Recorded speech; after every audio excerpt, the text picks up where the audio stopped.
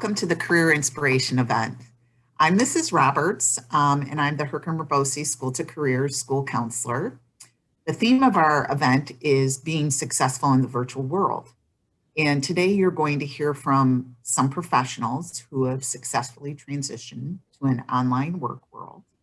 We're really hoping that you're going to learn something today and that you'll be able to apply your learning so that you can grow and change throughout your own career development. At this point, I'm going to turn it over to my colleague who's going to be introducing our first speaker. Hello, everyone, and welcome to our Career Inspiration Day. My name is Mrs. Napolitano, aka Miss Nap. I may look familiar to some of you and maybe new to others. I'm the Work-Based Learning Coordinator and the School to Careers Liaison. And it gives me great pleasure to introduce our first speaker. Her name is Alyssa Steele, and she happens to be my daughter as well. She works for SUNY Oswego and again has transitioned very nicely to the virtual world where typically she would be on campus at Oswego. She joins us from the comfort of her own home, but also working. So here she goes, Alyssa Napolitano Steele. As Miss Knapp said, my name's Alyssa Steele. I use the pronouns she, her, hers, and I'm so grateful to be here with you this morning. I serve as the coordinator for new student orientation at SUNY Oswego, and if you were anything like me in high school, you had no idea what that title even meant. And quite frankly, if I'm being really honest with you, I didn't know what it meant until I got to college. I went to Hartwick College in Oneonta, New York, not very far from my hometown of Herkimer, with hopes of being an English teacher. I had done an internship at what was then the Iliad Middle School in an 8th grade English classroom and thought, yeah, I could definitely do this. This feels right up my alley, feeling inspired by several of my high school English teachers, Miss Elias, Mrs. Jocelyn, and Mrs. Ploss, just to name a few. But when I got to college, I realized that teaching in a traditional classroom might not be for me. So then I thought, I've always really been interested in becoming a lawyer and took advantage of the opportunity to do an internship in my first year of college with the Honorable John Brennan, our family court judge in Herkimer County, who's just about to finish his 10-year term. So yes, it was that long ago that I was a first-year student in college. And similar to my experience, when I realized that education in a traditional sense as a high school English teacher might not be for me anymore, I quickly realized that being a lawyer probably wasn't either. While all of that was happening, I started to engage in student leadership opportunities on my college campus.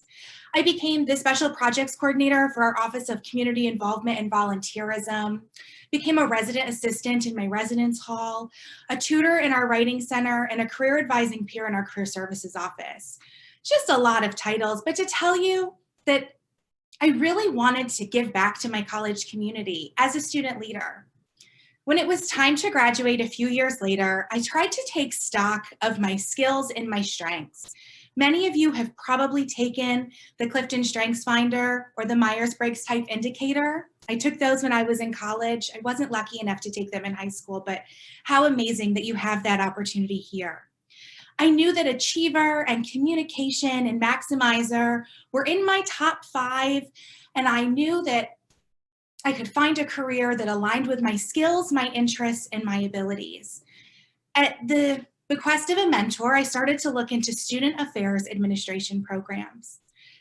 Many of you might be in the place where you're starting to look at colleges. You've seen what college looks like maybe from movies, or maybe you've, before COVID, done a campus visit, or you've done a virtual campus visit. And I don't know if you know this, because I didn't know it before I went to college myself, but there are people who help a college run that are not professors. They're professional staff. They're the folks who help you figure out how you're going to fund your education, or help you write your resume in preparation for your job or internship search. They're people who create a safe living environment for you in the on-campus residence halls. And in my perspective, they're the people that help support your successful transition to their campus. Orientation is just that. It's my job and my team's job to ensure that all of our newest SUNY Oswego Lakers feel like they belong. They feel like they are an Oswego Laker. I have to tell you, I've been in my professional career for several years now, and every single day is fulfilling. I know that I found the right place, but I found the right place because I found the wrong places first. So maybe you've done an internship or a job shadow and you've thought, I absolutely couldn't stand that. It's not what I want to do. It doesn't align with my career interests. I don't ever want you to look at that experience as a waste of your time. Instead, I want you to look at it as an affirmation that that's not the right thing, but maybe what's coming next is. And that was my experience. When I finished graduate school at Binghamton University, I started in my job as the Student Activities Coordinator at SUNY Polytechnic Institute, serving both the Utica and Albany campuses. Let me tell you, those students are diverse and they are brilliant, and there is nothing I enjoy more than being challenged to think creatively to meet the needs of students. I didn't know how real my experience would be with those challenges this past year. Right before COVID happened, I gave birth to my daughter, Annie Elizabeth, and I had been preparing for several years, saving up my paid time off to ensure I could take an extended maternity leave to really enjoy her first several months. What that meant is that I didn't go back to work until June, a few months into our global health crisis, when things were shut down and we started to transition virtually. At first, I was really overwhelmed by the thought of, how do I do my job in a virtual environment? I'm sure that some of you can relate to that experience when you found out that in March of last year, you were going to have to start being taught virtually and learning virtually, just the way your teachers probably thought, oh my gosh, how am I going to even prepare my students adequately when I can't be with them? How will I make sure they're safe? How will I make sure that they are well? How will they know that they are loved, cared for, and appreciated? And folks, I really think we've done a great job rising to the challenge. First and foremost, I think we need to acknowledge you all. You are resilient. You are adaptable. You are confident. You are proud. You are amazing. Every single day, I look at our students in high school, so our new students coming in, and our students on our college campus who are navigating so many obstacles to be present in their online experiences and online learning environments. If you can do that, you can do anything. I encourage you, when you get a few minutes, to Google the Forbes Top 10 Employability skills. Those are things that employers every year with the NACE organization come out and say, here's what we're looking for in our newest cohort of employees. And I'll be honest with you, they're not always technical skills.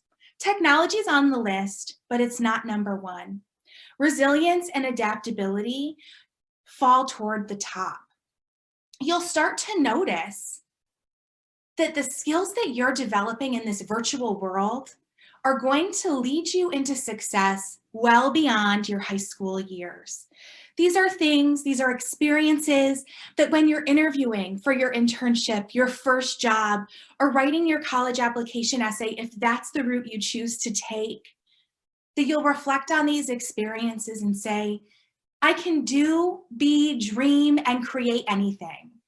Just like Dalton Sherman, who 20 years ago was 8 years old and addressed a convention of thousands of teachers and said, I can do, be, dream, and create because you believe in me.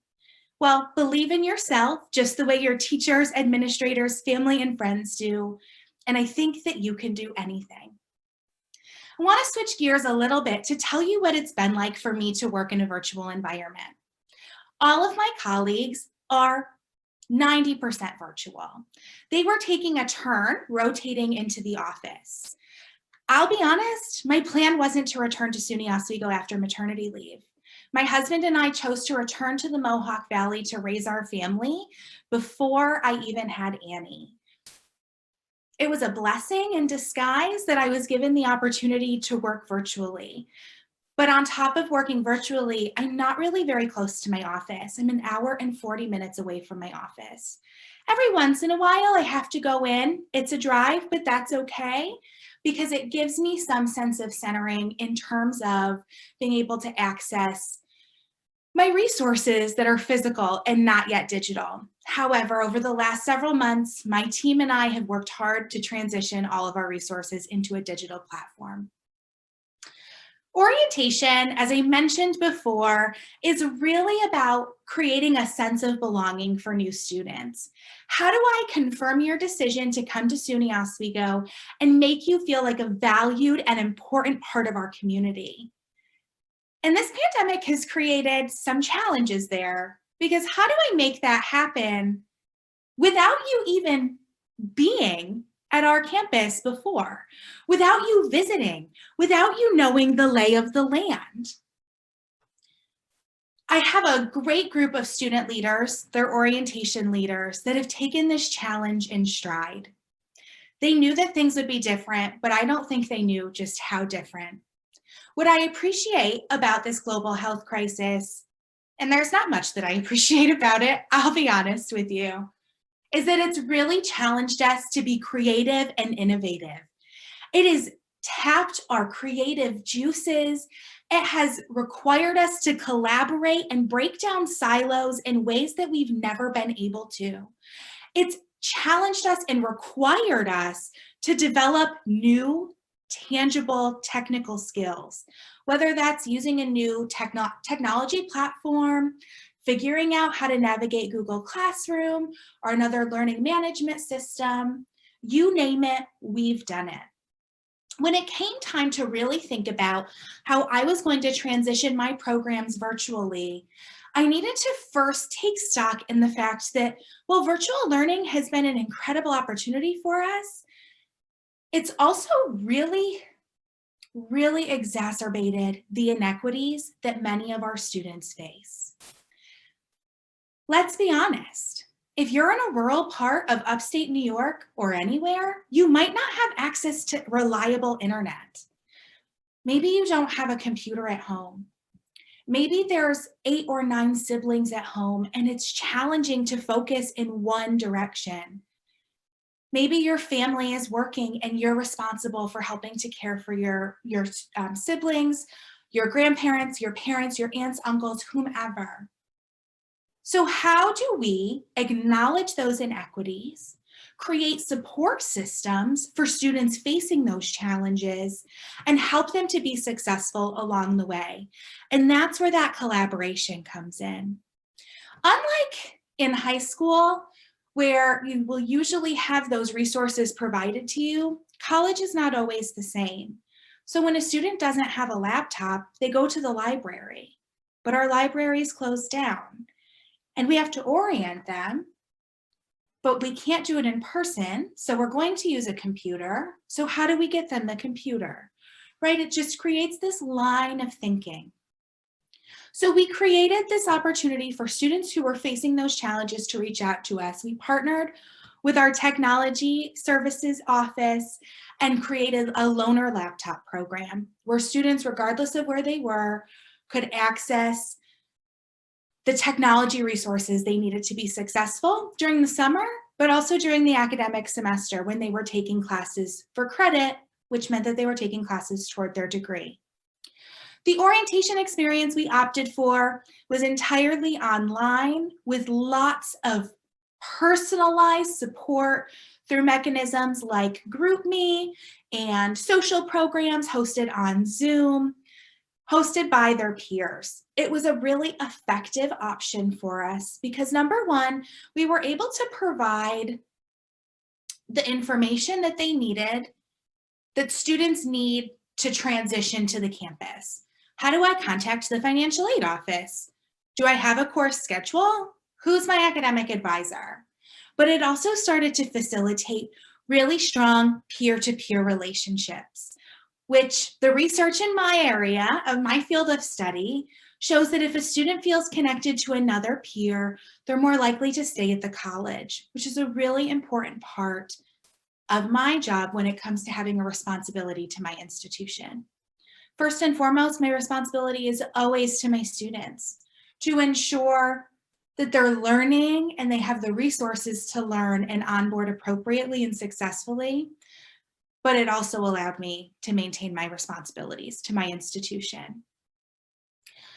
Being in that virtual environment, as Mrs. Roberts said, as your teachers have said, as I've mentioned already, is challenging, but it's really creating opportunities for innovation. However, as you can see on the screen, the quote that I selected from Brené Brown, who is an incredible scholar on the ideas of vulnerability, is that we can't innovate without experiencing failure. So let's say that you have a technical difficulty or your teacher struggling virtually with a lesson. Know that we are trying and you are trying your best, and that we will grow from that failure and will rise from it with great resilience, because that's exactly who you are. As I mentioned at the very beginning, you are truly, truly resilient people. And I think that that's how we stay positive. We focus on the benefits. We focus on the new skills we're gaining. We focus on the ways that we are changing, because the reality is that some of those things might stick. You might have to do some virtual learning experiences when you're transitioning out of high school into college. Meetings might not be in person. They might be via Zoom. So how do we train our attention spans? How do we support our physical health by wearing things like blue light readers if we have access to those, or blue light blockers rather? You know, how do we make sure that we are healthy and well while adapting to what possibly our new world might look like? I leave you with those questions. I leave you with the thought that you are innovative and creative, and that it's okay to fail. It's okay to try new things, because everyone's career path is a little bit different. And if you give yourself the grace and the opportunity to try, to fail, and to try again, I think you'll surprise yourselves. Thank you so much. It was a pleasure to be here with you this morning. Thank you, Alyssa, for sharing your career inspiration with us. Well, on behalf of School to Careers, we would like to introduce our next career speaker, Karen VanCott, and she joins us from the comfort of her home in her office from Virginia Beach. She is a software developer for the Marathon Corporation, and she also was a graduate of Herkimer-BOCES as well as Little Falls High School. So without any further ado, Miss Karen VanCott. I hope everyone can see me and hear me. My name is Karen VanCott. I'm a senior IT consultant in Virginia Beach. I absolutely love what I do. I develop apps for companies all over Virginia Beach, but I've developed apps for companies all over the United States, including the governor's office for Hawaii. So, as you know, 2020 has been a very challenging year, and unfortunately, a lot of businesses have they've lost their jobs or they've had to close their doors. I'm sorry, one second. There seems to be an issue with the program. Mary Beth, can you still hear me? Karen, we can hear you and we can see you. So you are right on. So you're good. Keep talking. Okay. Thanks. I am so sorry. I just keep getting a lot of pop-ups for some reason. So I wasn't sure if maybe I lost you guys. So like I was saying, a lot of businesses have closed their doors. And, you know, I think a situation like this, I tried to prepare myself for when I was thinking about a career.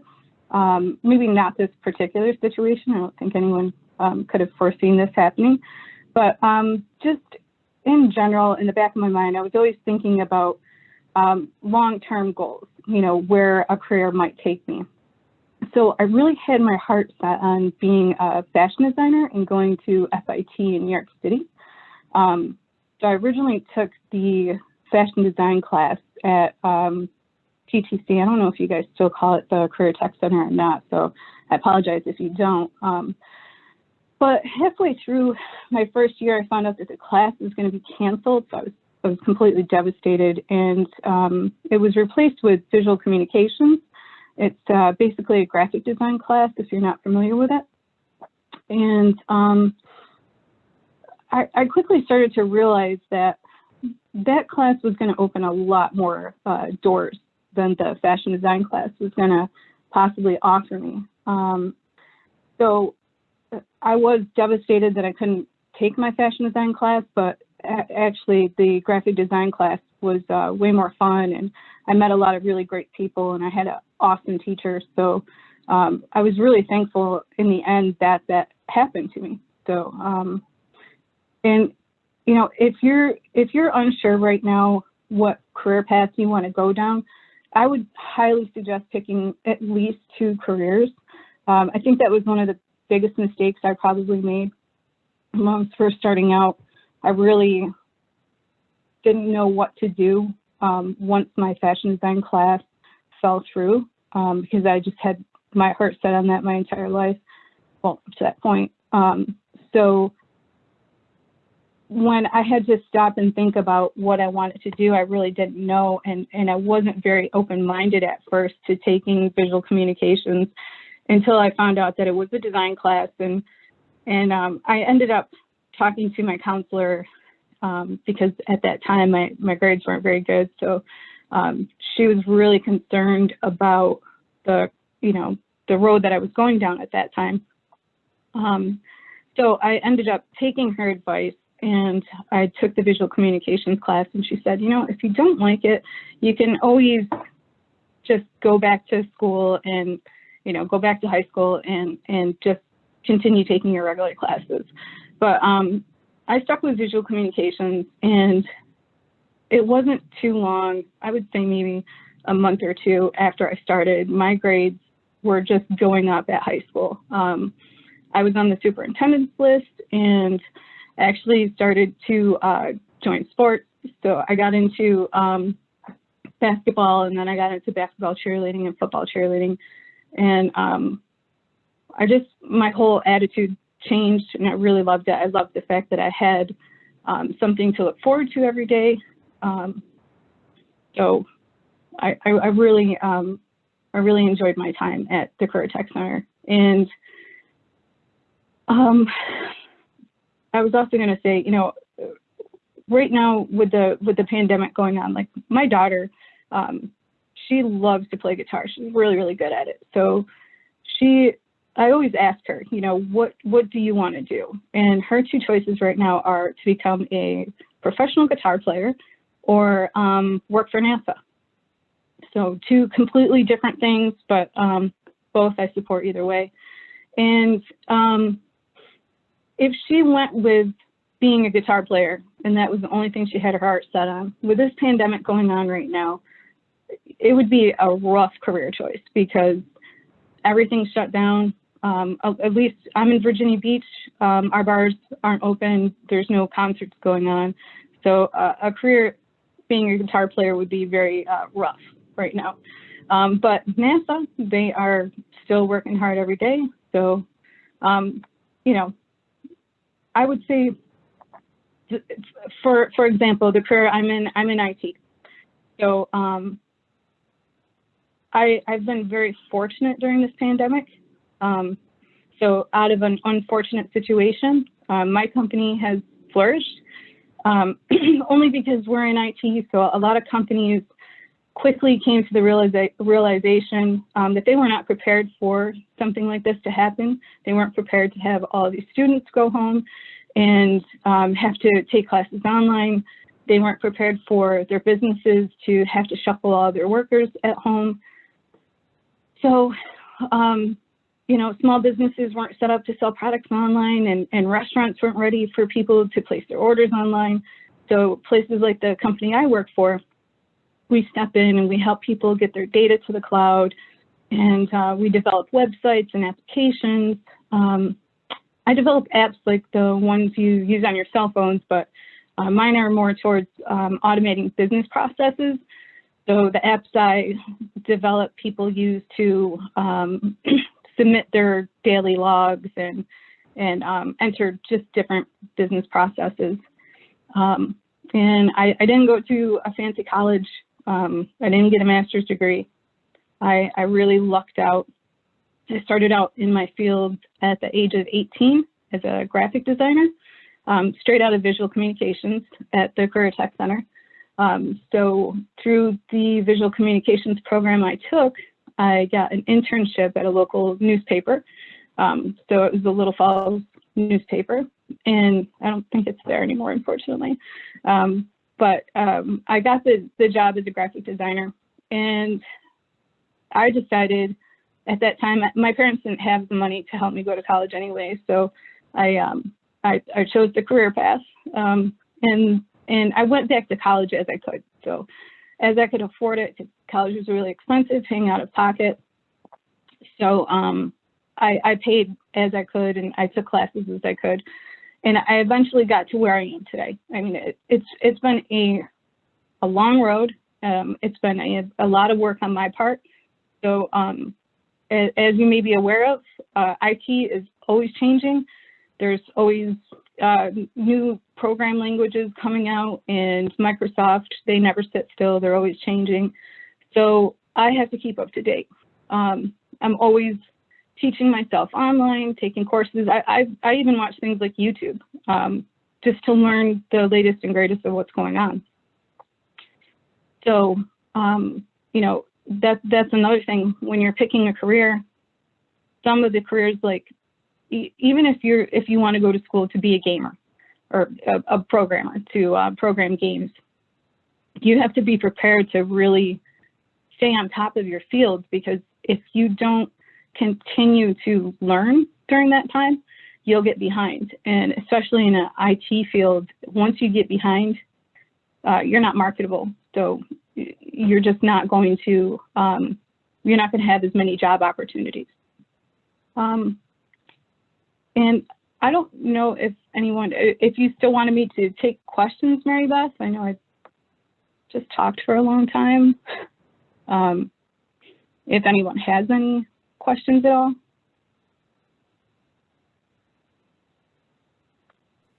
I have to unmute myself, sorry. That's okay.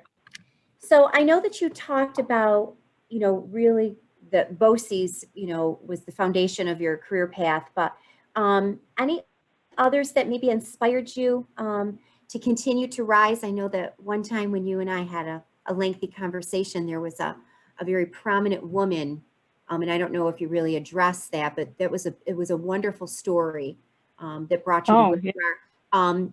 That she was a guru of the technology industry or the apps industry. Yeah. But I bet they would love to hear that story. Yeah, that's a crazy story. I had this woman, her name is Laura, and I watched her. Everything I learned, I swear I learned from watching Laura on YouTube. And I was just at a crossroads in my career. I wasn't happy with what I was doing, and I just reached out to her. And it was just like a shot in the dark. I sent her an email, and I was like, this lady's never going to respond to me. And she did. It was like 3-4 days later, and she responded back to me. And I just simply asked her, like, I was really thinking about starting my own business at that time because I just wasn't happy with what I was doing. And she gave me some pointers. And she asked me if I was looking for work. And I was like, well, I'm definitely not going to say that I'm not. I mean, I'm open to ideas. And she said, well, I have some things you could help me work on if you'd like. I didn't believe her at first. I found it hard to believe that this woman who was my idol, and I was watching her on YouTube probably once a week at the very least, to learn everything and anything to do with SharePoint. That's a lot of my focus in my career is on Microsoft SharePoint and Microsoft Power Apps. And so when she's jokingly, like in this geeky little community that I'm in, we refer to her as like the rock star of SharePoint. And so I couldn't believe that she had asked me to help her. And it was almost 2 years of working with her. And then I ended up taking this position down in Virginia Beach, only because working with her was great, but at the same time, her focus was mainly on training, and she wanted me to get into doing a lot of training, and that would also involve a lot of traveling overseas and all over the United States. And as wonderful as that sounds, I do have a daughter, and you know, she is my main focus. But I really think without her, you know, obviously BOCES was a big part of my beginning, but I learned so much working with her, and just, you know, putting her name down that you worked with her on your application. Anybody that knows anything about SharePoint or Microsoft, they know her name, they know her. And yeah, that was a wonderful experience. Karen, thank you so much for sharing your career inspiration with us and your story. We wish you always the very best. And again, thank you. We appreciate everything. Hey, Dave. Hi, everybody else. So it's my pleasure to announce David Paciello. You might perhaps be familiar with his company, One Realty Partners, based out of New Hartford. It's only been around for like maybe 3 or 4 years now, but it is the #5 firm in all of the Mohawk Valley, doing 40 million plus in sales. So that all goes to this guy, David. So take it away, David. Thanks, Carp. This is what the kids call you, right? So Yeah. Andrew's right there. That's his picture right behind me. So I hope all of you are having a great day today and enjoying this career inspiration experience. I have some instructions, and I had to write it down because I was warned not to do this, but it says don't drop the F-bomb right here on my notes. So I'm going to do my best not to do that, and because I know all you have very sensitive ears, so I'm going to be very careful not to do that during this little session. So there's a lot that's happened this year, and I know it's probably affected your lives. So here's the thing.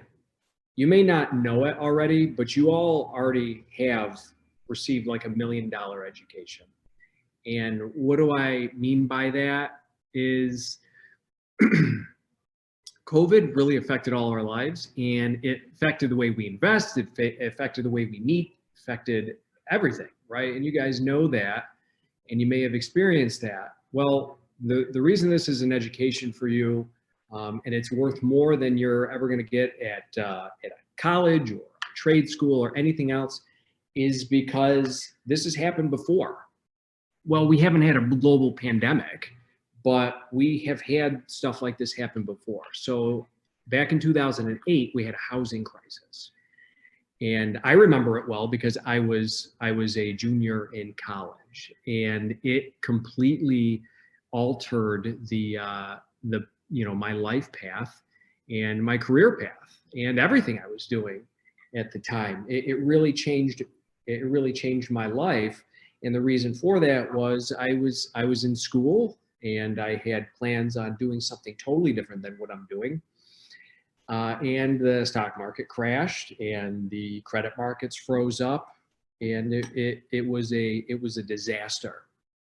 A lot of people lost their jobs, and some people lost their lives. So it was something that really changed the course of our country. And the reason I'm bringing that up is because these things happen periodically.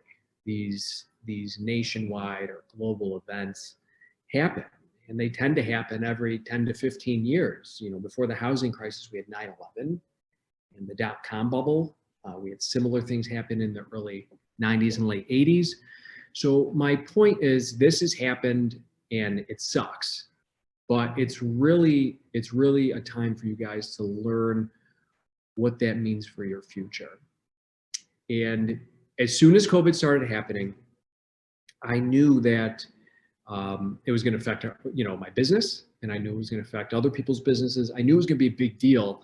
And very early on in February, I was saying that the government needs to step in and do some stuff.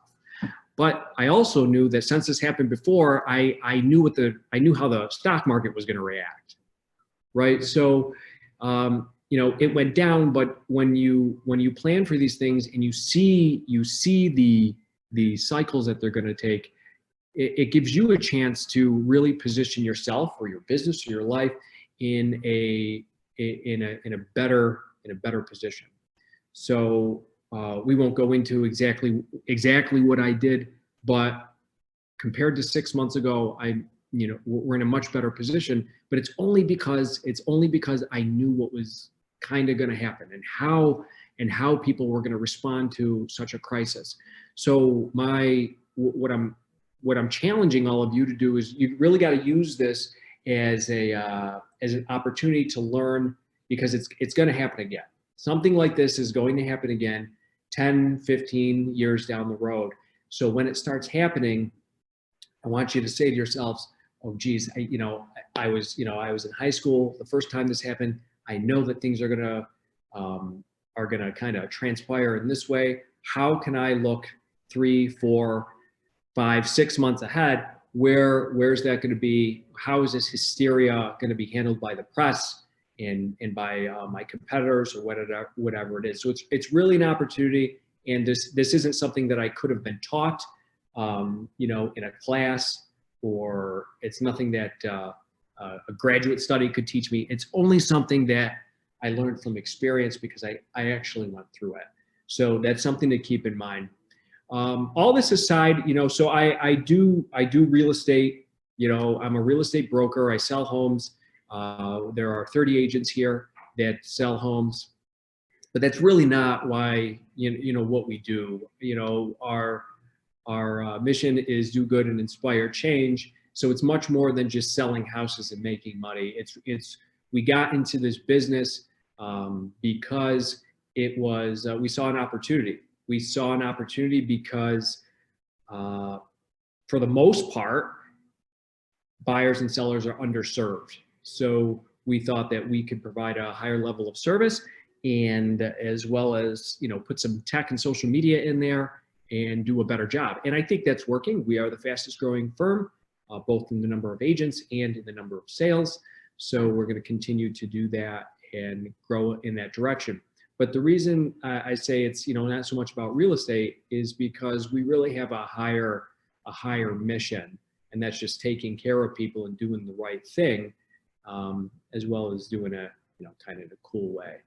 So the big thing is that if you're thinking about getting into real estate, and there are other offshoots of this rather than just sales, is you really got to think about two things when you guys are getting ready to go to college or go to trade school or whatever it is that you plan on doing.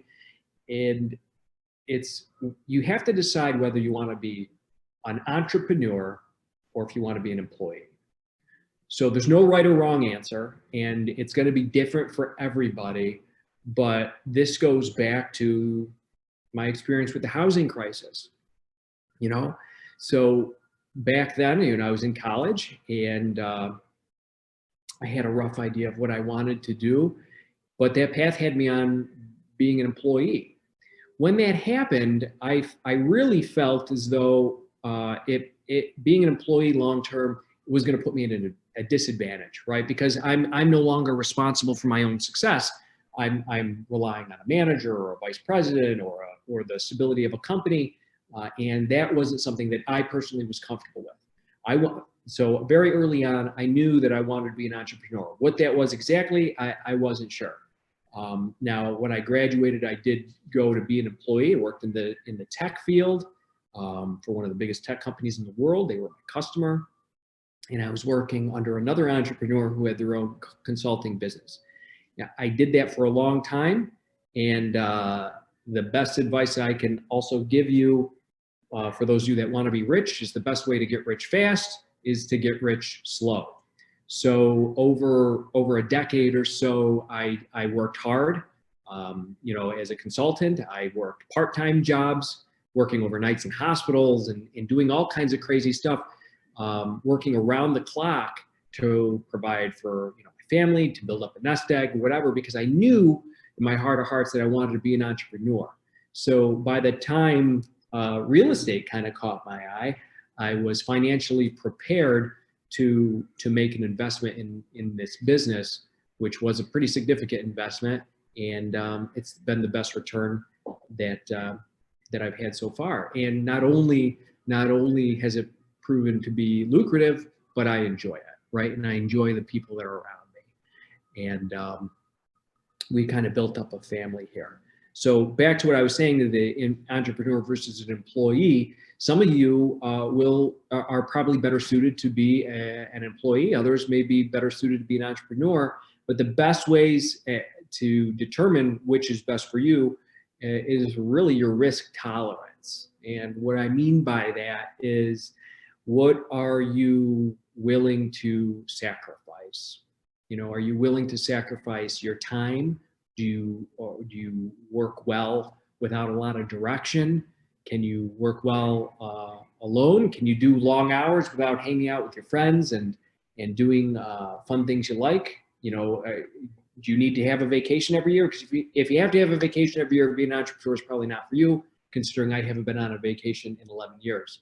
So that's what it takes to be an entrepreneur. There's high risk, and there's periods where you don't make any money. I mean, I remember, it wasn't too long ago that it was 10 or 11 months that I didn't cut myself a paycheck. So there are periods of time where it's, not very stable. It's, but it can be very fulfilling, right? And on the other hand, as an employee, you're looking at something that's lower risk, more stable, not so much responsibility, depending on the career field, and it provides you consistent income. So these are things that you really want to keep in mind when you're, kind of deciding where you want to be and what you want to do. COVID in particular, and it really we had to shift our business a little bit. Fortunately, housing is one of the industries that is booming right now. We're really lucky. If you asked me 6 months ago if that was going to happen, I wouldn't have been able to say that we'd be where we are right now. But we still had to shift some of our business, and that meant making an investment in a few technologies and a few service lines that, in the middle of a crisis was a gamble, right? So when this happened, we took a significant investment and put it into what's called Matterport technology, which creates a 3D rendition of a house. Whether that was going to pay for itself or not, when we made the investment, I wasn't sure, but we took that risk, and we were the only ones that said we were going to do a Matterport, which is a very expensive technology, and do it on every single house. So we did that, and it ended up paying off for itself. We had several people buy houses without even looking at it, which I think is crazy, but thanks to that technology, we were able to make that happen.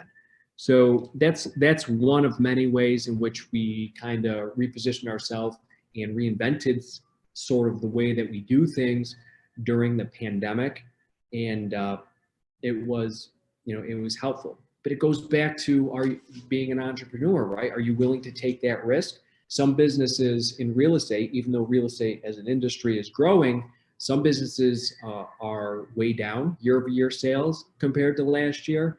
And it's because of how they're handling this crisis. So you have to be able to pivot quickly, and you have to be willing to make bets on things, and hopefully those bets will pay off.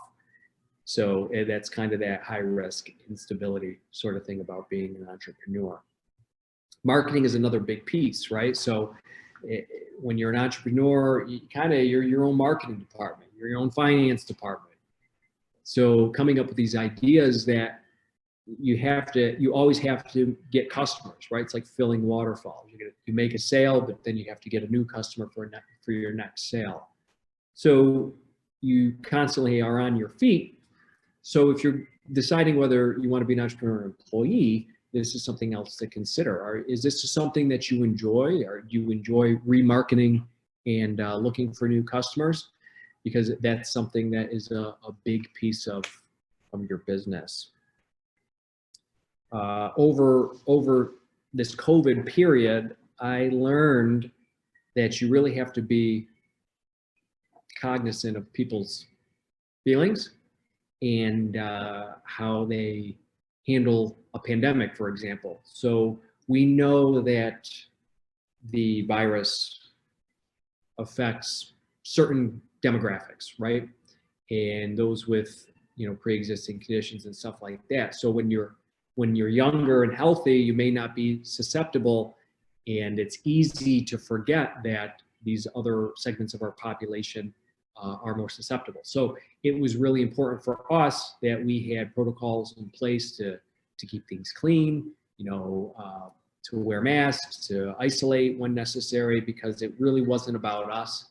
It was about protecting others. So that is a way that we personally handled some of these things. And we have, like I said, we have 30 agents. We have 2 employees that are here on site every day, though those 2 are working remotely. And not because that they're at risk here, but because it was just the right thing to do, and we could afford to do remote work. Although long term, you know, it's probably not best for our business, but it's what we needed right now. So the the ladies are working at home and doing a fine job doing that. So it's just one more way that we had to kind of cope with what's going on. So, you know, that's it in a nutshell. It's really easy, especially in upstate New York, when it's cold and dark all the time, to kind of get into this, what would I say, like seasonal depression, right? And to get negative, especially with everything that's going on. So the way I try to stay positive is, listen, I've been blessed. Yes, it's been a lot of hard work and it's been a long road, but I've been blessed more than most, and I appreciate that. And each of you, if you do decide to put in the work, and whether it's not being an entrepreneur or being an employee of any type, if you work hard and take care of others, you'll get to a point in your life where you could say, you know what, I got it way better than a lot of people. So there's no reason I should be kind of down on myself. So, and I think about that every time there is a challenging situation, because it really could be a lot shittier than it is, you know, to be completely honest. For those of you looking to actually get into real estate sales, I have a great TikTok out there, at RealDeepak is my TikTok, and it talks about how much money you can make in real estate, right? Because we go on Netflix or I'm sure there's other $1 million listing, I don't even know what that's on, where these guys are making these huge sales, and they're showing these beautiful luxury homes, and they're making all this money. They say, well, of course they can make all that money. They're in New York, or they're in Miami, where the average home price is up, you know, $5 million. Of course they can make a lot of money. But one of the questions that we get asked a lot is, how much money can I make in real estate here, right? In central New York or upstate New York or the Valley? I mean, most of the country is like us. You know, most of the country is not a major metropolitan area. Most of it is rural. Most people listen to country music. Most people live on a median income. So can you make money in real estate doing this in an area like ours? Yes, the answer is yes. Doing this part-time, we have several agents here who do this part-time and can make, you know, $30,000 to $50,000 a year. We have some agents that do this full-time and work really hard at it, who make 6 figures. Does it take time to get there? Yes, on average, you know, to break that 6-figure mark, you really need to build up a database of customers, and it, you know, probably takes 2 to 3 years, but it's totally possible. We have a top producer this year that has already broken 6 figures, you know, several months ago, and it's It's doable. The top 30 agents in our MLS probably earn $250,000 and more a year. That's right here in central New York, right in our area, and that's not selling $1 million homes every month. Hey. And I have the pleasure of introducing Dr. Andy Lopez-Williams. Dr. Lopez-Williams, are you with us? I'm here. Fantastic.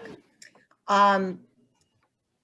Lopez-Williams and I go back a number of years. He is the founder and chief operating officer of both ADHD Autism Services and Central New York Quest, which is a not-for-profit that I had really the honor of working at, almost from the ground up. And one of the things that I learned about Dr. Andy Lopez-Williams is that he not only talks the talk, but he walks the walk. And what I mean by that is everything he's going to talk to you today, I'm sure will be inspirational, but he is exactly the same when you meet him one-on-one. He is always inspirational, and he really believes in the power that every individual has to inspire and change others. So with that, I'm going to turn you over to your keynote speaker, Dr. Andy Lopez-Williams. Thank you, Rebecca. And that may be the kindest thing anyone's ever said about me. So I really appreciate that. And I will try and live up to that with what I'm about to talk to you about. If you have any problems hearing me at any point, please chime in. Hopefully the sound is good. And I'm just going to pull up my notes so I can go along here. So the title of this speech or this talk today is "What do you want to be when you grow up?" And that's an important title that we'll delve into, and it's a little bit of a play. It's a little bit of a trick question, but I'll explain that in a moment. But first, I'd like to thank Rebecca and the other BOCES faculty and staff for inviting me to speak here.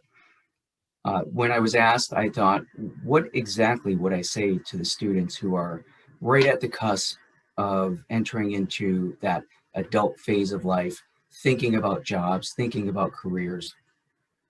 And it occurred to me that maybe what I could tell you was how to actually pick a career and how to actually have a sense of fulfillment with a career and actually maybe achieve some greater sense of happiness and fulfillment in life in general. I'm hoping to provide you with a degree of inspiration and direction for one of the most important decisions that you make in your life. At the very least, I hope not to bore you. So let's get to it. A little bit about me. And this is the part where I really try and impress you with my credentials and stun you into believing that you should really listen to my advice. I have a PhD in psychology. I have specialties in advanced training in forensic and clinical and neuropsychology. To date, I founded and continue to operate 3 profitable companies that collectively employ approximately 150 people.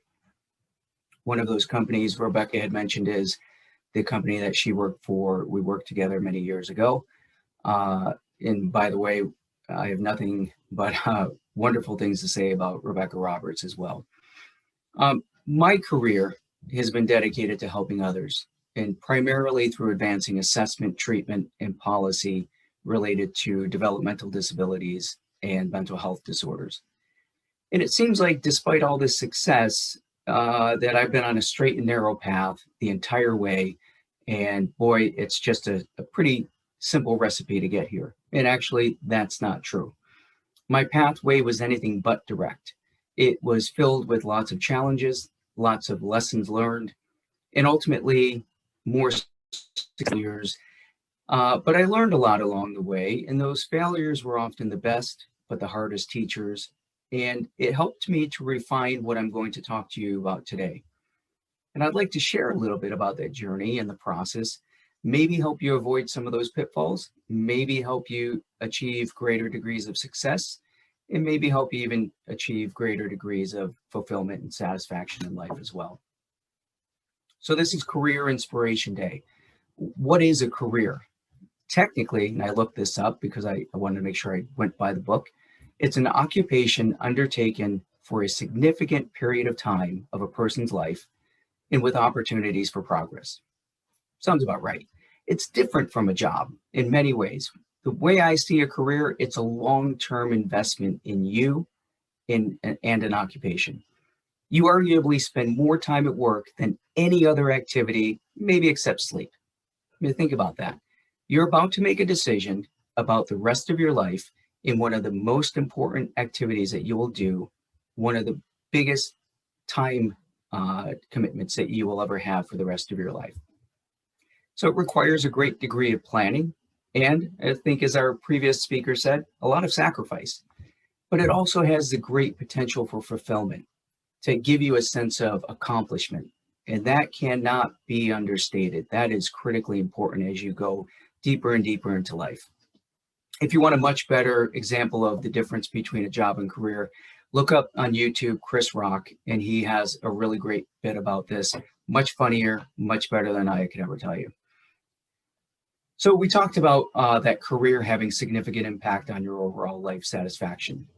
So if it's so important, then I'm guessing that by now you've already figured it all out and you know exactly what you're supposed to do. Or maybe not. Apparently, by the way we act in society, you should have figured this out way long ago. And here's the evidence for that. When you were children, when I was a child, we all heard this. In fact, we still do this. We ask kids, what do you want to be when you grow up? And I remember a funny story. I was attending my son's preschool graduation many years ago. And we were sitting in the audience, my wife and I, and each kid was coming up to the microphone, and they would ask that child a series of questions. What are you looking forward to in kindergarten? What was your best memory of preschool? And that really important question, what do you want to be when you grow up? Excuse me. Because my wife and I never asked that question to our son, we were actually really intrigued. What would he say? We had never asked him that. And so he got up there and they asked him the question, and his response, I want to be a mailman. And I thought, a mailman? I'd never thought of that. What made him want to be a mailman? There's nothing wrong with being a mailman. He just never mentioned it. What was he operating on? Was it because the mailman brought the gifts in the packages that he liked to open? Was it because the mailman wore blue, his favorite color? Who knows? But he said a mailman. And my first thought was mailman. Why? My second thought was, what am I going to do with all that money that we put away for his college education? We thought maybe Fiji. This is a great idea. He becomes a mailman. We get to go to Fiji. I'm being a little bit silly here because the idea to me is that this question is a kind of silly question. It's not a real question because what do kids know about jobs and careers? It's not a dangerous question. I just think it's not the most important question. And even when I was in high school, I still had no idea how to answer that question. What do I want to be when I grow up? I had no clue. I was completely lost. And that's the reason why is because we're asking the wrong question. The question, I believe, is not what do you want to be when you grow up? Who do you want to be when you grow up? And this is critical because I believe that the who informs the what, not the other way around. If you can answer the who am I, then you can answer easily, much more easily, the what do you want to do. It becomes incredibly more easy. And I didn't really know who I was, and I was still figuring it out. But yet, like you may not have figured out who you really are yet, and yet you're being asked to make one of the most important questions about your future. And over the years, I've come to understand that I was somewhat lucky because I tended to make decisions about my life and my career that were based on who I was. I didn't really know it fully at the time, but that's what I was doing. And that made me lucky and fortunate. And that made all the difference in my life. I cannot tell you, I cannot express to you enough how important that factor is, knowing who you are and how it affects what you do. And that's led me to the successes that I enjoy today. And the great part about that is there's a recipe for this. So in my early years and throughout my career, I was fortunate enough to have made most of my decisions, as I mentioned, based upon this idea of a who am I? And I called this my personal ethic. I developed a model for this. I want to give you an example how this works, and then we'll talk about what that is. When I was young, and I was probably around your age, little known fact is, as successful as I believe I've made myself, and I've achieved great things in my career that I'm proud of, and in my general life, I actually wasn't ready for adulthood. In 9th grade, I stopped going to school. I dropped out. Dropping out may actually be too intentional of a term, because it sounds like you made a decision. I made no decision. I was completely lost and untethered to what was expected of me. And so I went from job to job to job with a lot of dissatisfaction and really not understanding what I was supposed to do in life or where I was supposed to be. And I got a job one time, and it was for an attorney. And the attorney saw something in me that maybe I didn't see in myself at the point. And she said to me, "You really should think about law school. You would make a really good lawyer." And I thought, wow, oh, I never thought about that. I could be a lawyer. And so once I got my act together and decided to go to college, I thought, well, I'll be a lawyer. Somebody said I would make a good lawyer. And so I planned to go to law school, but first I had to get a bachelor's degree. And I decided that I would get a bachelor's degree in psychology because I thought psychology would actually help me understand people and the way they think, and that would make me a better lawyer. But something funny happened along the way. When I started taking classes in abnormal psychology, in research methodology, in statistics, and all the other classes that came with my undergrad degree in psychology, I actually fell in love with that. I realized that that's what spoke to me. I loved science. I loved investigation. I loved thinking about the human brain and what it could do and when it goes well and when it doesn't go well. And so I listened to who I was, and I made a decision that I was going to deviate from this lawyer degree, and I was going to follow what meant something to me and go pursue psychology. Even though I had no idea what that meant practically, I was going to do it because it resonated with me. And the short answer is I kept doing that throughout my career. Every time I was faced with a decision that tended to want to pull me in another way, whether it was about, do I go to grad school in psychology, or do I really want to do this and maybe do something that could make me more money? And every time I decided, follow who I am. And that has made all the difference. And that came after my career, after my graduation with a PhD. Something funny happened along the way too. And this is an example of when I didn't follow who I was. I remember that I was thinking about graduate school in psychology, and I went to my advisor at the time and I asked him about graduate school. How do I get in? What am I looking for in terms of where should I go? And he said, well, what do you want to do? And my answer way back then, almost 30 years ago, was I want to go back home and open up a clinic for kids who are at risk and underprivileged and who need a helping hand. And he looked at me somewhat quizzically and he said, well, that's great, but maybe you would think about going into research and policy because you can make a big difference there. And so once again, I set aside who I was to follow someone else's vision of who I was. And I went down that pathway until I realized I had gone down the wrong pathway. And I immediately at that point switched gears, spent a lot of time being unhappy and disinterested truly in what I was doing. And I went and I came back home and I ultimately created the companies that I operate today, and it has made the world of difference. So what were those ingredients? I'm talking about who am I and who you are. What does that mean? So again, going back to this idea of a personal ethic. What is a personal ethic? It has two parts. The first part is a crystallized and conscious awareness of your core values and beliefs. When I say crystallized, I mean it is so ridiculously clear to you who you are based upon what your values are and what your beliefs are. And then second, it is an honest and diligent expression of those core values and beliefs in every aspect of your life. It's being true to who you really are. Now, you've heard of things, phrases like this before. To yourself be true. That's basically what I'm saying. But there's a really key part of that. First, you have to know who you are. And that doesn't come easy. Most people may go their entire lives and never figure out who they are.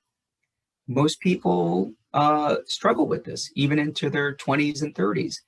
A lot of people do eventually figure it out, but by that time, they've already made really important decisions in their lives. Who do I marry? What relationships do I have? Where do I live? And what's my job or career? And so I think it's critically important, going back to this really beginning part about kids, that we start asking kids, who do you want to be? And as they age, who are you? And that will inform all the rest. But it requires that if we're going to figure that out, if we're going to figure out who we are, what we believe in, what we fight for, what we aspire to, that we have to engage in a deep introspection about who we are. Now, you probably already know some of these answers.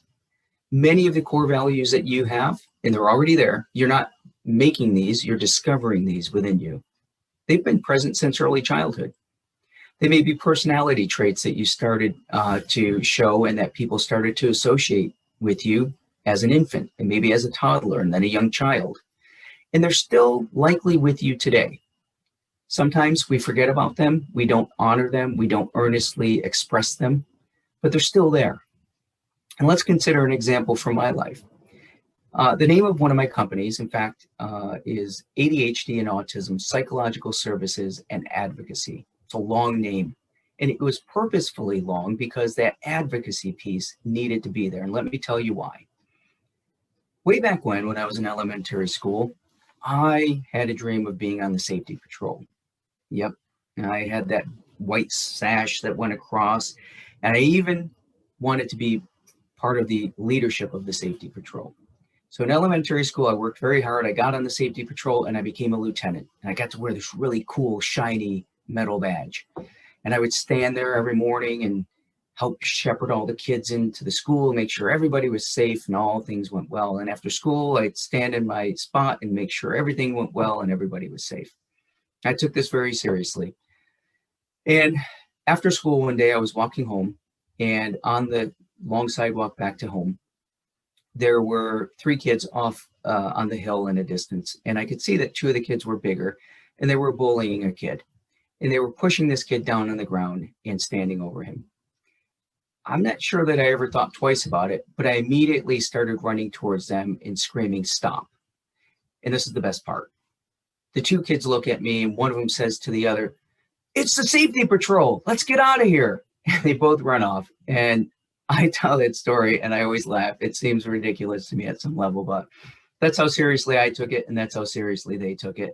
But the point is that even at that young age, I was willing to put myself in harm's way to advocate for others.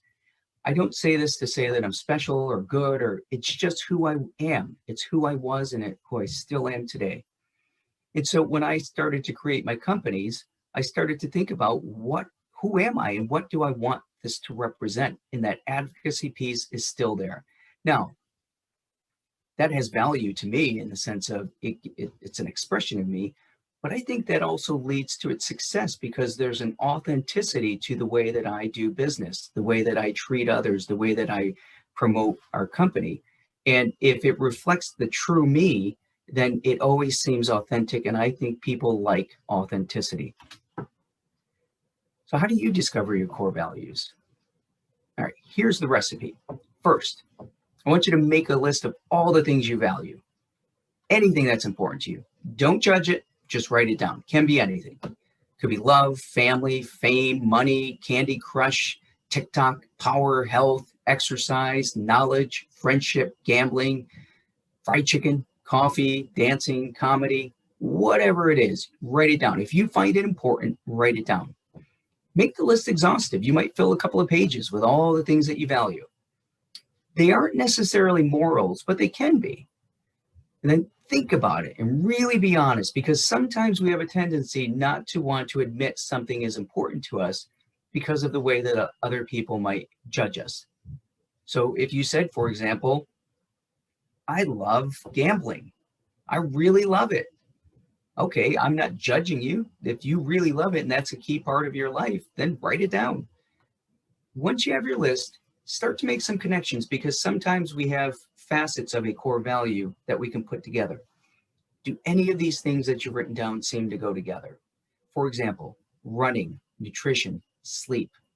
Well, those all seem somewhat related. Maybe they're part of a core value called health. And that's important because you want to make sure that you get the core values at an appropriate level of definition. And if you have ones that all seem to cluster together into one bigger core value, you might want to combine those. Once you combine them, you have to now decide which ones are the core, which ones really define you, that if you took them away, you would no longer be you. And typically we have about 4 to 6 core values, and that's all we have. And they're static generally throughout our entire lives. They very rarely change unless something really profound happens to us.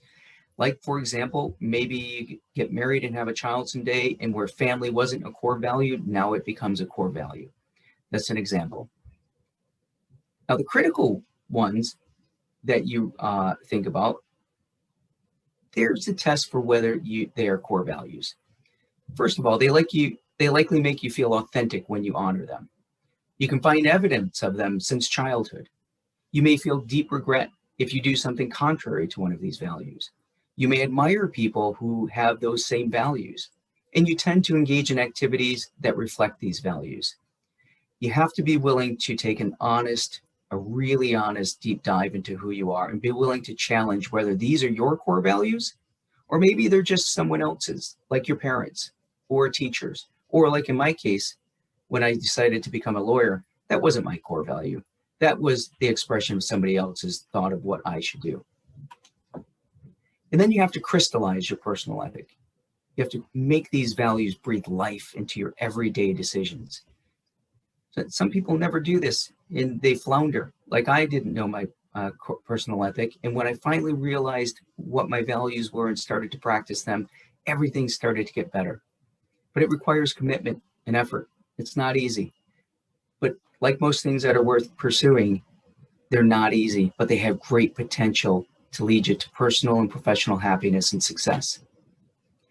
Then you have to express them every day in all the decisions you make.